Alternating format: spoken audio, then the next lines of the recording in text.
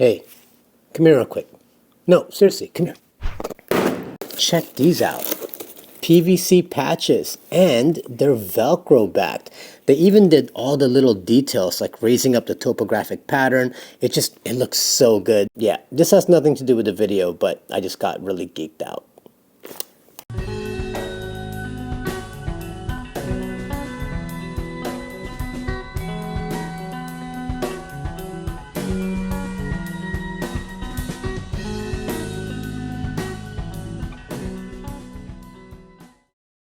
As some of you might know, last week I released a video of this guy, the ZeroBreeze Elechive 2200. And with the release of that video, I figured this would be a good time to kind of talk about auxiliary power and the different options that are out there for you. Now, laid out in front of me are all the power banks that I own. Obviously, I don't bring all of this when we go overlanding and camping. That would just be a little bit of an overkill. But I did kind of want to get into the discussion on what different power options are available to you, especially when you're going off-grid. I said off-grid, and I just happen to be wearing a hat that says off-grid.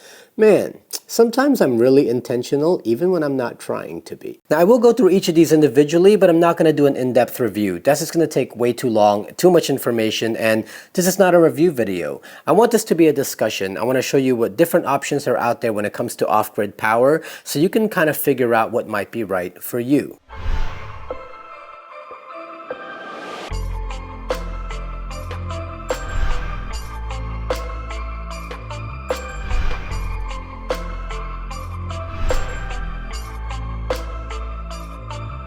You know, when we talk about auxiliary power, I can almost guarantee you that there's always going to be somebody in the comments that's going to say something to the effect of, why do you want to bring all that? You're supposed to be going out there and camping and getting away from electronics. And yeah, that's true. Whenever we go out and we try to stay away from being on our cell phones or on the iPad, but that's not what having power is for. Like, especially when you're off for the weekend or off for a week or off for a month. There's people who are doing 2-month, 3-month stints on the road. You're gonna need to be able to power some things up and recharge some things up. And that's basically, in a nutshell, what auxiliary power is. It's generating your own power when you're not plugged into the electrical grid. Now, in what we do, camping, overlanding, there's really only two ways of generating that auxiliary power: vehicular and portable, and there are pros and cons with each one. So first, let's talk about vehicular power. And what is vehicular power? Well, it's exactly what it says it is. You're basically using your rig as your power source. So everything that you might need off-road is plugged directly into your vehicle.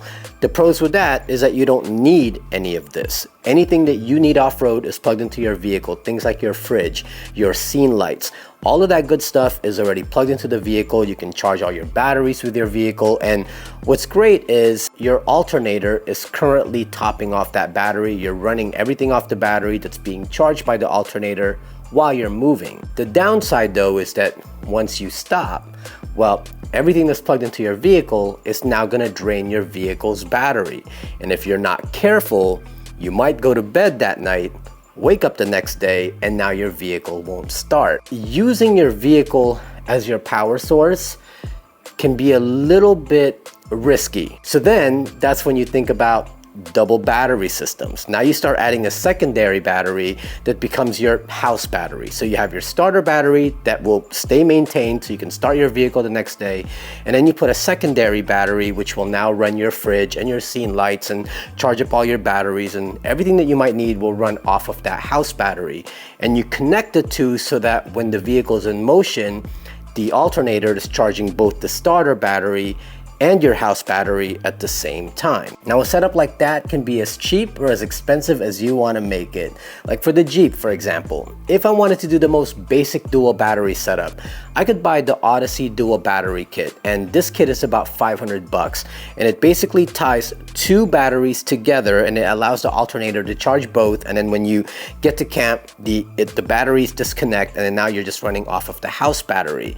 I could buy that kit for $500, but then instead of just buying another battery to tie to the battery I currently have now, well, 2 full-size batteries are not going to fit in that slot. I actually have to buy 2 smaller batteries, one for starter and one for house. And if I did that, I would probably get the yellow top Optimas.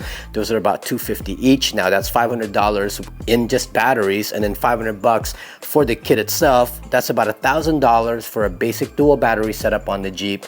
And that's not even including if I wanted to add inverters, power management systems, solar. There's a bunch of stuff that I can add to that kit that will make the price go up even more. I'm sure you've probably seen a ton of like overland rigs that have decked out power management systems, and they're drool worthy. I mean, you look at the Red Arc stuff and you're just like, man, that looks really, really good. Question is it right for you? What it really all boils down to is figuring out what your needs are. Like, what are you really needing the power when you're off grid, and then building your system accordingly. Me, for example, I decided to, for now, forgo the dual battery setup. Like, after really assessing what I'm using, I'm realizing that I'm not really needing a lot of things that will warrant me spending a bunch of money on a dual battery setup. When we're off grid, I'm really only needing to power up like my fridge. Once in a while, I need to charge up my batteries for my cameras, and then once in a while, I'll turn on scene lightings or my tailgate light when I'm cooking, and that's pretty much it. So the first thing I did was replace the OEM starter battery that came with the Jeep. You do not want to be running these off-grid items off of that battery. That battery is not made to take on the load of all of this stuff. It's just meant to start your vehicle back up. You're going to need something a little bit more robust, like a deep cycle battery that can handle the load of all these off-grid items. So when I upgraded that, first thing I did was test it out here at home. I wanted to make sure I'm in a controlled environment, that if it kills the battery, I can still charge it back up. And I plugged the fridge into it, went to bed, then 14 hours later, I was still able to start up the Jeep, no problem. I wouldn't risk doing that off-road though, because you don't want to be in the middle of nowhere and then pushing that battery to its limit, and before you know it, it's dead and you have no way of jumping it back up again. So what I did to extend that 14 hours a little bit was add a solar panel, and I did a video on that as well. I did a solar panel at the top with a solar charge controller inside the rig, and that way when we're at camp and there's sun, if we're just parked there, that solar charge controller will keep that one battery that I have sort of topped off throughout the day, and then by nightfall when the sun goes down, I now have the 14-hour countdown before I want to risk keeping it going for even longer, because again, you don't want to be killing the one battery that you have in your vehicle. And that leads us to the second way of getting auxiliary power, portable power banks. And they're exactly what the name says, they're portable. That means you don't have to rely on your rig anymore for your power. Everything you might need off-grid can be plugged right into these things. You can even move it from one vehicle to the next. You can even bring it into the house if you like have a power outage or something. Here in Florida, we have a bunch of storms, and usually after a hurricane, we may not have power for like a week or so, and having portable power banks for us to recharge our phones and get in touch with family members, or plug up some appliances, plug up some creature comforts, it just makes that power outage a little bit easier to bear. Now, of course, these do come with its own downsides. For example, you're gonna drain these and you're gonna need to charge them back up. That's fine if you're only gone for like 2 or 3 days, you come home, charge them back up, you're ready for your next trip. Unlike your dual battery setup in your vehicle, your alternator is continuously recharging your starter battery and your house battery so that by the time you stop, they're both ready to go again. Well, let's say you were on the road for like a week and you're using only power banks. Well, you need to plug this into the vehicle somehow so that when the vehicle is moving, it's charging this back up again, or you're gonna need to get a bunch of solar panels to continuously keep these things topped off. And that's when we start talking about the different capacities of each of these and how long you have before these actually drain. Now, another downside is it's just another piece of gear that you gotta remember to bring, another piece of gear that you gotta load into the vehicle and hope you don't forget it at home. Now, another downside is these do have shelf lives. You can only recharge these things back up again before they just completely fail. Now, I don't think I'll ever get to that point because the number is pretty astronomical, but once the battery is dead, then the whole unit is just basically getting scrapped. Versus the dual battery setup, if your battery fails, you just replace the battery, your whole system stays intact and you're just replacing the battery. There are people that have DIY'd their own power banks like this where they can replace the battery inside, but if you were to buy these pre-made ones, yeah, once you've charged these up way too many times, then it's pretty much going to be done and over with. So now you're probably questioning, all right, well, do I buy a portable power bank? And if I do, what kind of capacity do I get? Or should I just build a dedicated power system in my rig? Here is the determining factor. When it comes to power banks, the general rule of thumb is that for every watt hour that you want, it's gonna cost you about $1. This is the Jackery 240, 240 watt hours, and it cost us about $240. This is the Bluetti EB55, 550 watt hours, and it cost us about 550 bucks. This is the ZeroBreeze Elechive 2200, has 2500 watt hours. How much you think it's going for? Yeah, 2500 bucks. And so most times, and here is where it gets a little tricky. Most times I would try to tell people that if you're going to spend for a power bank, I wouldn't get anything more than 1,000 watt hours.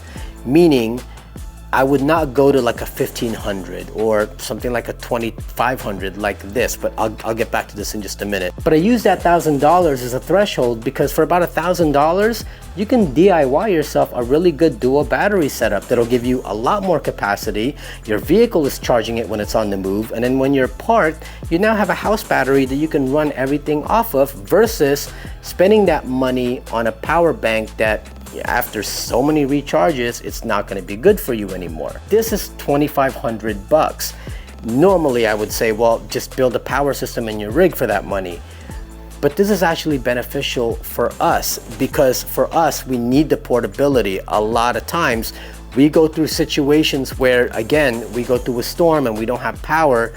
Something like this will come in clutch. And having this, now I can move this from my Jeep to the 4Runner without me having to build a dual battery setup for each vehicle. I just want one kind of power system that can handle everything and move it from one vehicle to the other, have some solar on this to keep it kind of topped off, and then have the most minimal power system in the Jeep with that solar panel that will allow me to use that one battery that I have in there. And that's why this makes sense for me. Whew.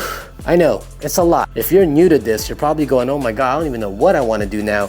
Well, while you think that over, let me go through each of these and kind of show you what I use each of these for and which ones I keep at home, which ones I actually take with me. We'll start with the small one, then we'll work our way up to the big one. So for the small ones, let's move up to the overhead cam. All right, so starting off with my smaller power banks, I actually had a bunch more than this, but I just purged them and got rid of them because I didn't like having all these like small power banks scattered all over the place. There's nothing special about these. They're all pretty much no-name Amazon specials except for the Goal Zero, but they all kind of serve its own little purpose. Starting off over here, this is, I think it's called the Energy. This is really old, but I actually just put this in my go bag. I will probably never need to use it, but in the event that I have to exit the vehicle and I'm bringing my go bag with me or whatnot and I need to charge something up, then I have at least something. The Goal Zero I use a lot. I bring this when I travel, like whenever I'm traveling out somewhere. This is a great thing to have, like at the airport if I can't find a plug anywhere, or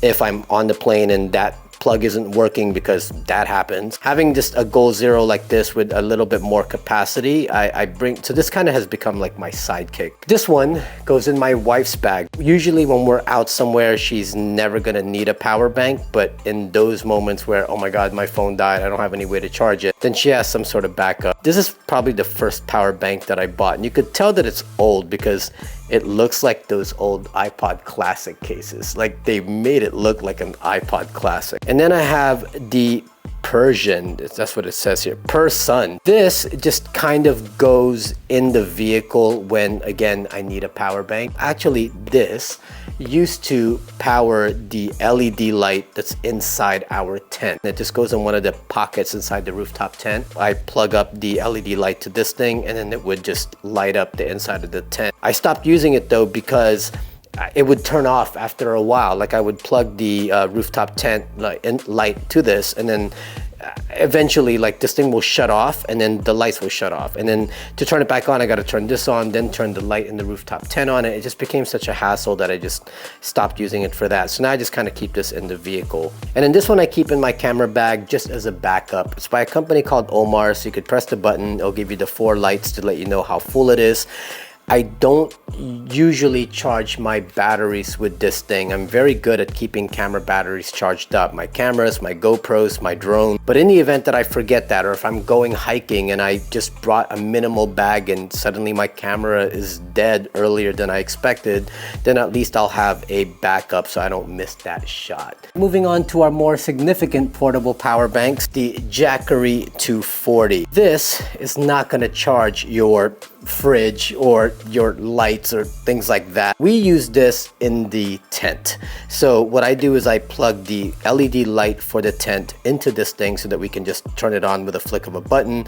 And then if we need to charge up our phones, electronics, iPads, all that good stuff, we'll get charged with this. I also use this to recharge flashlights at the end of the night. All the little things. This actually got us through Hurricane Sally, believe it or not. This was the only power bank that we had during that time, and we were able to keep our phones and iPads charged up. This was a great lifesaver for us because it allowed us to keep some of those devices charged up. $240, and not bad when it comes to price. It's about $240, but a lot of times these go on sale. Like I know Harbor Freight started selling these, and sometimes these will go for like 200 bucks, 180 sometimes. I like it just because of its portability. Something really small, I'm not bringing something big, so this usually stays in the Jeep and it always goes with me wherever we go. The only thing I don't like about Jackery's power banks is that they form fit the handle to the actual casing itself. So this becomes really kind of just hard to stow anywhere because you can't really put things on top. Things will fall, and it's such a weird shape. Compared to the other power banks I'm about to show you, it's a little bit more form-fitting. But otherwise, nice little thing to have. Has your inputs and outputs. It has a USB-C, 2 USB-A's, and then you have your AC on the side, and then a little flashlight here, which honestly, I never use. I've used it maybe once to look for something inside the tent, but for the most part, I never really use that. Now moving that up a notch is the Bluetti EB55. This is a 550 watt-hour power bank. We just bought this maybe 4 or 5 months ago. Right before summer, we were going on a trip and we knew we needed to upgrade that Jackery 240. It just wasn't enough. So we went with a 550 because it was on sale. This can run a fridge. Fridges don't really draw that much power, especially if you're not opening and closing it a lot. It will basically run, cool it down, and it'll stay that way till it starts to dip, then it'll turn back on again. So this will run that. But because I've found that my rig will keep my fridge going for about 14-16 hours, then this has found its way inside our tent instead of the Jackery. And the reason why is because there's a lot of really cool features on this. You have your USBs over here. You have 4 USBs, 1 USB-C, and then you have your 4 AC sockets here. You have a 12 volt over here. And then what's really cool about this one is that at the top, it has wireless charging. That was a really cool feature because we'd put this in the tent, and then at night, I just plop my phone down on here. It'll charge it. I wake up the next day, it's ready to go. I kind of started using this as like my nightstand inside the tent. The only thing that doesn't make sense to me on this is on the other side, you have the light. And I have never needed to use this light. It doesn't make sense because if this is in the tent and it's facing us, then the wall is right here.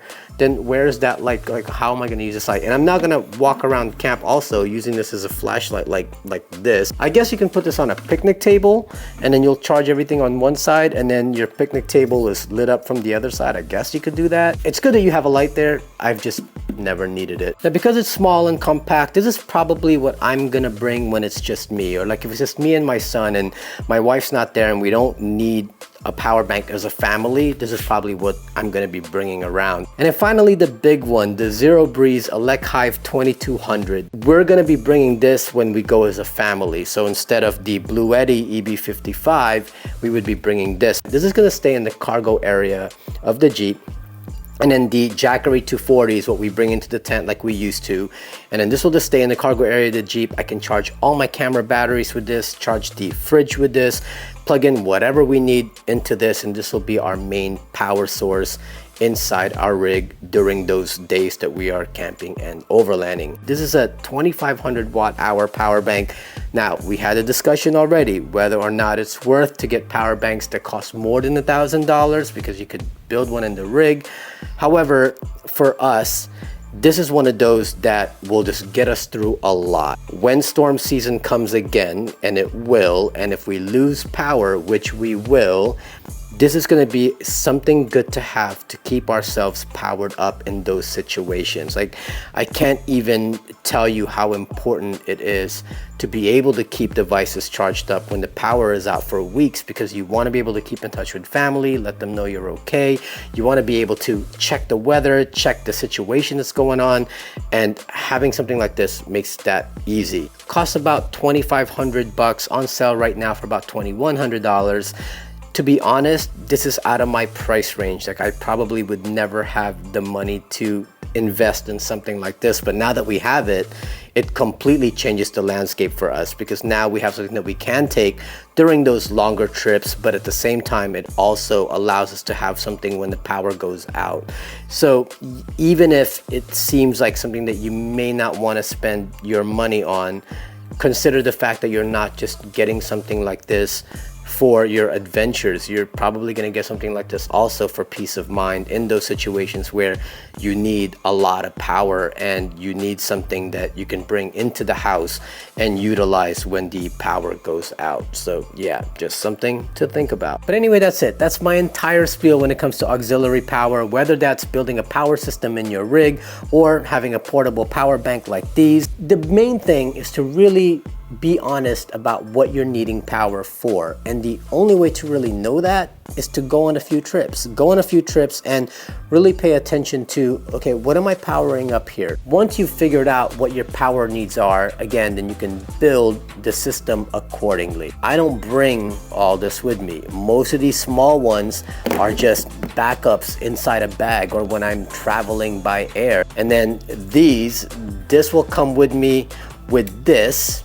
This usually becomes what we bring if it's our whole family, or this if it's just me. Figure out what your needs are, figure out what you can afford, and then build your system according to that. And if you want to have a good time trying to build a dual battery setup with power management and solar and all that, have at it. That's fun to do too. Like, you can build your own off-grid auxiliary power setup, and it might feel even more satisfactory to you to build a system like that in your rig.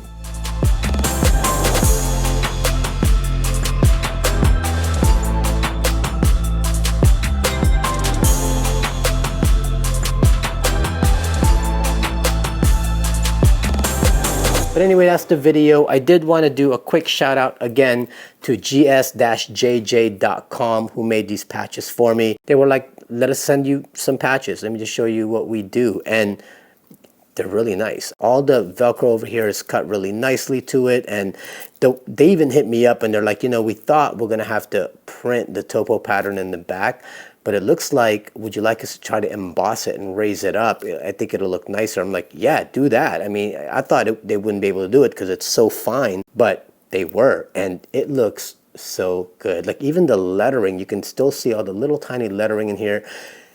If you want one of these, hit me up in the comments below. I'll show you how to get one. If you follow me on Patreon though, and you're one of my certain level tier Patreon people, I will be sending one of these out to you. That being said, if you did enjoy this video, please make sure you hit that like button, subscribe to our channel, and also consider supporting us on Patreon so we can continue to make more content like this. And as always, don't forget to follow us on Instagram at Baptism Overland. My name is Asia Sampson, and I will see you next time.